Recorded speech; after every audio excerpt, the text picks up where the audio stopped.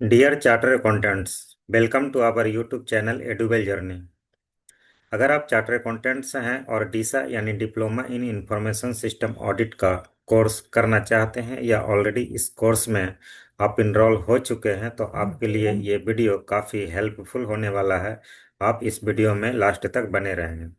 आज मेरा ये दूसरा वीडियो है। इससे पहले मैंने एक वीडियो यूट्यूब चैनल पे अपलोड किया था जो 23 नवंबर 2025 को किया था, जिसमें करीब करीब 160 लोग अभी तक देख चुके हैं। 3 दिन हो गए हैं, 160 लोग देख चुके हैं। उस वीडियो में मैंने एक स्ट्रेटजी बताई थी कि अगर इस स्ट्रेटजी से डीसा की तैयारी करते हैं तो आप आसानी से पास हो सकते हैं और लगभग 150 नंबर ला सकते हैं। वैसे तो पास होने के लिए 120 मार्क्स की ज़रूरत है, लेकिन 150 प्लस मार्क्स आप सिक्योर कर सकते हैं। आज का हमारा वीडियो सेकंड वीडियो है। इस वीडियो में मैं ये बताने वाला हूँ कि why should I study Deesa study material, यानी कि हम लोग को डीसा का स्टडी मटेरियल पढ़ने की क्यों ज़रूरत है। इस टॉपिक के ऊपर मैं वीडियो इसलिए बना रहा हूँ कि कुछ हमारे मित्र मिले थे जिनसे मेरी डिस्कशन हुई थी, तो उन लोगों का कहना था कि डीसा का स्टडी मटेरियल पढ़ने में हम लोग को काफ़ी समय लगता है और समय मिलता नहीं है, तो क्यों ना हम सीधा एमसीक्यू का ही प्रैक्टिस करें, क्योंकि एग्ज़ाम में तो एमसीक्यू ही आता है। लेकिन मेरा मानना है कि सीधा मतलब कि डायरेक्टली अगर एमसीक्यू का प्रैक्टिस करते हैं तो वो हम सही नहीं कर रहे हैं। हमें सबसे पहले स्टडी मटेरियल का स्टडी करना चाहिए, उसके बाद ही एमसीक्यू का प्रैक्टिस करना चाहिए। ऐसा इसलिए कि आप सपोज कीजिए कि आपको एमसीक्यू का प्रैक्टिस करने में लगभग 200 घंटे लगते हैं। सारा एमसीक्यू का प्रैक्टिस करने में, एग्ज़ाम का प्रिपरेशन करने में अगर 200 घंटे लगते हैं, तो अगर जैसे मैं बता रहा हूँ उस तरह से करेंगे तो आपका 100 घंटे में ही प्रिपरेशन कंप्लीट हो जाएगा। अगर आप पहले स्टडी मटेरियल का प्रिपरेशन करते हैं, उसके बाद अगर एमसीक्यू का प्रैक्टिस करते हैं, तो आपके आधे समय बच जाएंगे और आधे समय में ही आपका प्रिपरेशन कंप्लीट हो जाएगा और आप एग्ज़ाम आसानी से पास कर सकते हैं। इसलिए मेरा मानना है कि पहले स्टडी मटेरियल का प्रिपरेशन करना चाहिए, उसके बाद ही हमें एमसीक्यू का प्रैक्टिस करना चाहिए। दोस्तों, मेरा ये खुद का एक्सपीरियंस है, मेरा खुद का ओपिनियन है और मेरा ये खुद का आइडिया है। जो मैं बता रहा हूँ ये बातें कहीं लिखी हुई नहीं है। अगर आप मेरे बातों से सहमत नहीं है या मेरे ओपिनियन से सहमत नहीं है या आपके पास कुछ अल्टरनेट आइडिया है, कुछ बेटर आइडिया है, तो आप कमेंट सेक्शन में अपनी बातें रख सकते हैं। मैं अगले वीडियो में उसको भी इंक्लूड कर दूँ।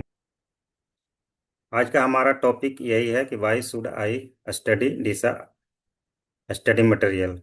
और इसके पहले जो मैं वीडियो बनाया था वो ये था कि how to crack DISA exam in easy way and secure 150 plus marks. आप इस वीडियो को यूट्यूब चैनल पे देख सकते हैं। इसका टाइटल है how to crack DISA exam in easy way and in single attempts, और इसको अभी तक 159 लोगों ने देखा है।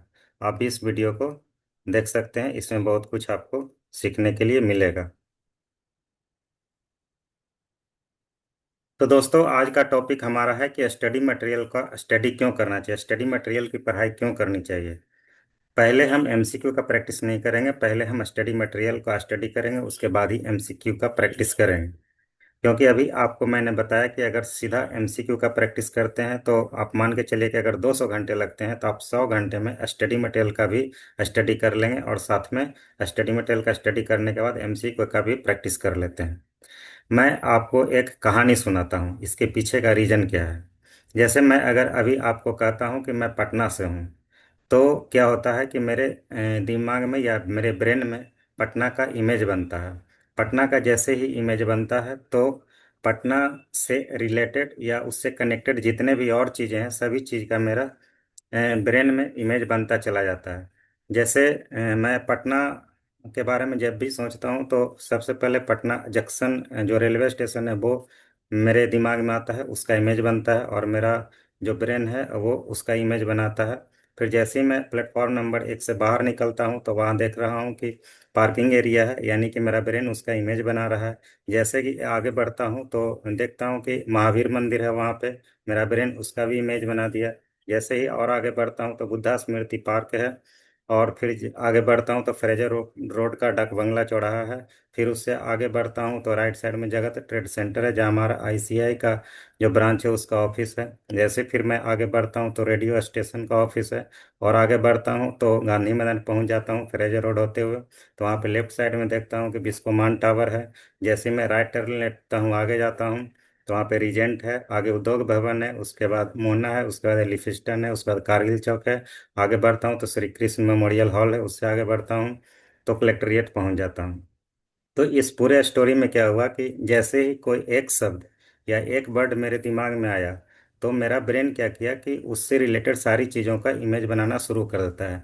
ये इमेज जो बनता है विद इन सेकंड बन जाता है, भले ही इसको बताने में हमें 2 या 3 मिनट का समय लग गया, लेकिन ये सारी चीज़ों का इमेज हमारा ब्रेन एक साथ बना देता है। पटना में मैं 10 साल रह चुका हूँ। अब मैं दिल्ली शहर के बारे में सोचता हूँ। दिल्ली में मैं 5 साल रहा हूँ, तो जैसे दिल्ली के बारे में मैं सोचता हूँ मेरा दिमाग क्या कहता है कि लक्ष्मी नगर का इमेज बनाता है, क्योंकि मैं दिल्ली में लक्ष्मी नगर में रहता था। तो उसके बाद क्या होता है कि जैसे ही मैं वेस्ट की तरफ आगे बढ़ता हूँ, यमुना बैंक, यमुना की तरफ, तो यमुना बैंक आता है। और आगे बढ़ता हूँ तो यमुना ब्रिज आता है। और आगे बढ़ता हूँ तो जैसे ब्रिज खत्म होता है तो आईटीओ आ जाता है। आईटीओ से आगे बढ़ता हूँ तो हमारा इंस्टीट्यूट का जो हेड ऑफिस है वो आ जाता है। और इंस्टीट्यूट का जो हेड ऑफिस है उसके अपोजिट में सामने में दिल्ली का हेडक्वार्टर है, दिल्ली पुलिस का हेडक्वार्टर है। उससे आगे बढ़ता हूँ तो आईटीओ का मेट्रो स्टेशन है। तो इस तरह से मैं वहाँ पे दिल्ली में 5 साल ही रहा। तो पटना के कंपेरेटिवली हमारा ब्रेन जो है दिल्ली का कम इमेज बनाता है, क्योंकि वहाँ मैंने कम टाइम दिया है। सपोज कीजिए कि पटना में 10 साल रहा हूँ, तो हमारा ब्रेन जैसे ही पटना शब्द सुनता तो 10 इमेज बनाता है। और दिल्ली में 5 साल रहा हूँ तो आप सपोज कीजिए कि मेरा ब्रेन 5 ही इमेज बना पा रहा है। उसी तरह से मैं वेस्ट बंगाल के बारे में सोचता हूँ। वहाँ मैं एक दिन के लिए गया था। तो हावड़ा रेलवे स्टेशन का इमेज बन रहा है मेरे ब्रेन में, और हावड़ा का ब्रिज का बन रहा है। उसके बाद मैं जैसे मुंबई के बारे में सोचता हूँ तो वहाँ मैं एक ही दिन गया था। तो वहाँ गेटवे ऑफ इंडिया का इमेज बना रहा है मेरा ब्रेन। और बगल में ताज होटल है उसका इमेज बना रहा है। और जैसे हैदराबाद के बारे में सोचता हूँ तो हैदराबाद में कभी गया ही नहीं हूँ, तो वहाँ के बारे में मेरा ब्रेन कोई इमेज ही नहीं बना रहा है। बेंगलोर के बारे में सोचता हूँ तो वहाँ के बारे में मेरा ब्रेन कोई इमेज ही नहीं बना रहा है। इसका मतलब कि मेरा ब्रेन जो है रिकॉल नहीं कर पा रहा है। क्यों नहीं रिकॉल कर पा रहा है? क्योंकि मैंने वहाँ पे टाइम स्पेंड ही नहीं किया है। तो अभी तक मेरे स्टोरी में आपने ये देखा होगा कि जहाँ हम ज़्यादा टाइम स्पेंड करते हैं उससे रिलेटेड चीज़ों के बारे में मेरा ब्रेन ज़्यादा इमेज बनाता है। और जहाँ कम टाइम स्पेंड किए हैं उससे रिलेटेड चीज़ों का इमेज हमारा ब्रेन कम बनाता है। और ये सारा जो इमेज बनने का जो प्रोसेस है वो सीक्वेंस में होता है। सीक्वेंस में जैसे अभी आपको मैंने स्टोरी सुनाई कि पटना जंक्शन रेलवे स्टेशन से बाहर निकलते हैं तो महावीर मंदिर आता है, बुद्धा स्मृति पार्क आता है, और इस तरह से मैं कलेक्ट्रियल पहुंच जाता हूँ, कारगिल चौक पहुंच जाता हूँ। उसी तरह से दिल्ली के बारे में जैसे लक्ष्मी नगर से चलते हैं तो मैं आरटीओ पहुंच जाता हूँ। तो मेरा ब्रेन क्या करता है कि सीक्वेंस में इमेज बनाता है, यानी कि ब्रेन रिकॉल करता है सीक्वेंस में। तो इसलिए हमें स्टडी मटेरियल पढ़ने की जरूरत है, क्योंकि जब हम डायरेक्ट एमसीक्यू का प्रैक्टिस करते हैं तो उसमें जो भी कॉन्सेप्ट दिया गया है, जो भी टर्मिनोलॉजी यूज किया गया है, जो भी वर्ड यूज किया गया है, जो भी टॉपिक यूज किया गया है, वो सीक्वेंस में नहीं है, वो रैंडमली जहाँ तहाँ दिया हुआ है। तो इसलिए हमें स्टडी मटेरियल का पहले स्टडी करना चाहिए, उसके बाद एमसीक्यू का प्रैक्टिस करना चाहिए। मैं आप लोगों को कुछ एमसीक्यू का क्वेश्चन दिखाना चाहता हूँ। जैसे यहाँ पे डेटा कॉन्फिडेंशियलिटी लिखा हुआ है, यहाँ डेटा इंटीग्रिटी लिखा हुआ है, और यहाँ नेटवर्क एडमिनिस्ट्रेटर लिखा हुआ है, और यहाँ क्वालिटी एश्योरेंस लिखा हुआ है, यहाँ सिक्योरिटी एडमिनिस्ट्रेटर लिखा हुआ है, यहाँ सिस्टम प्रोग्रामर्स लिखा हुआ है, यहाँ एंड यूजर लिखा हुआ है, यहाँ सिक्योरिटी एडमिनिस्ट्रेटर्स लिखा हुआ है, यहाँ क्रिटिकल एप्लीकेशन लिखा हुआ है, सिस्टम एनालिस्ट लिखा हुआ है, यहाँ डेटाबेस एडमिनिस्ट्रेटर लिखा हुआ है।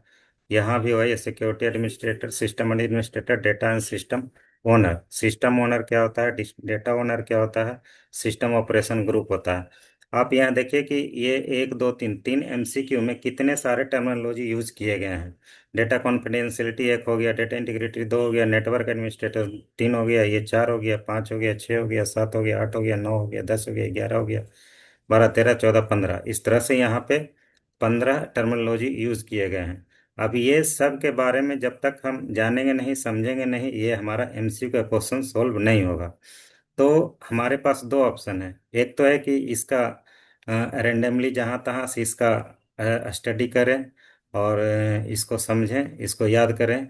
या तो मेरे पास ऑप्शन है कि स्टडी मटेरियल का स्टडी करें, और क्योंकि स्टडी मटेरियल में सारी चीज़ें एक जगह दी हुई रहती है, सीक्वेंस में दी हुई रहती है, तो हमारा ब्रेन भी क्या करेगा कि उसको सीक्वेंस के रूप में ही याद रखेगा, और जब हम रिकॉल करेंगे एग्जामिनेशन हॉल में तो सारा सीक्वेंस में रिकॉल हो जाएगा। अब ये दिया हुआ है साइबर अटैक या कंप्यूटर अटैक। तो कंप्यूटर अटैक क्या क्या होता है, इसमें सारी कंप्यूटर अटैक के बारे में एक ही जगह सारा चीज़ दिया हुआ है। जैसे बैकडोर है, ब्लू जैकिंग है, बफर ओवरफ्लो है, साइबर स्टॉकिंग है, साइबर टेररिज्म है, साइबर वारफेयर है, डेटा डिडलिंग है, और डिनाइल ऑफ सर्विस है। उसके बाद डीएनएस स्पूफिंग है, ईमेल स्पूफिंग है, आइडेंटिटी थेफ्ट है, और इस तरह से बहुत सारी चीज़ें एक साथ दी हुई है। इसलिए हमें स्टडी मटेरियल का स्टडी करना चाहिए, स्टडी मटेरियल का प्रिपरेशन करना चाहिए, क्योंकि यहाँ पे सारी चीज़ें एक सीक्वेंस में दी हुई है। एक और क्वेश्चन मैं आपको दिखाना चाहता हूँ। जैसे ये क्वेश्चन है, एमसीक्यू है, इसमें चार टर्मिनोलॉजी दिए गए हैं: accounting application, banking application, ERP application, payroll application. तो यहाँ तो सिर्फ चार दिए हुए हैं। अगर यहाँ से मैं प्रैक्टिस करता हूँ तो इसके आंसर के नीचे ये चारों एप्लीकेशन के बारे में यहाँ मेंशन किया हुआ है। जैसे ईआरपी एप्लीकेशन क्या होता है, अकाउंटिंग एप्लीकेशन क्या होता है, बैंकिंग एप्लीकेशन क्या होता है, पेरोल एप्लीकेशन क्या होता है। तो अगर हम डायरेक्ट एमसीक्यू का स्टडी करते हैं, प्रैक्टिस करते हैं, यहाँ प्रॉब्लम ये है कि सीक्वेंस में नहीं दिया गया है। सीक्वेंस में नहीं दिया गया है तो हम सीक्वेंस में रिकॉल नहीं कर पाएंगे, हमारा ब्रेन एग्जामिनेशन हॉल में सीक्वेंस में रिकॉल नहीं कर पाएगा। तो अभी तक मेरा कहने का मतलब यही है कि अगर हम स्टडी मटेरियल का पहले स्टडी कर लेते हैं, उसके बाद एमसीक्यू का प्रैक्टिस करते हैं, वो तब वो मेरे लिए ज़्यादा बेनिफिशियल है। दोस्तों, मैं एक वीडियो और बनाऊंगा, उसमें मैं ये बताऊंगा कि स्टडी मटेरियल की स्टडी कैसे करनी है, क्योंकि आप सभी लोग जानते हैं कि स्टडी मटेरियल पढ़ने में मन नहीं लगता है, मज़ा नहीं आता है, और समय की भी कमी होती है। इसलिए जैसे ही हम स्टडी मटेरियल को स्टडी करना शुरू करते हैं, रीडिंग डालना शुरू करते हैं, और ख़त्म नहीं कर पाते हैं, बीच में ही छोड़ देते हैं। तो मैं इसका भी एक तरीका बताऊंगा कि स्टडी मटेरियल का पढ़ाई कैसे करनी है, स्टडी मटेरियल का प्रिपरेशन कर कैसे करनी है, ताकि आपको उसमें मज़ा भी आए और कम समय में ज़्यादा से ज़्यादा पढ़ाई भी कर सकें, और जब उसको स्टार्ट करें स्टडी मटेरियल को तो उसको फिनिश भी कर सकें। Thank you. Thank you so much.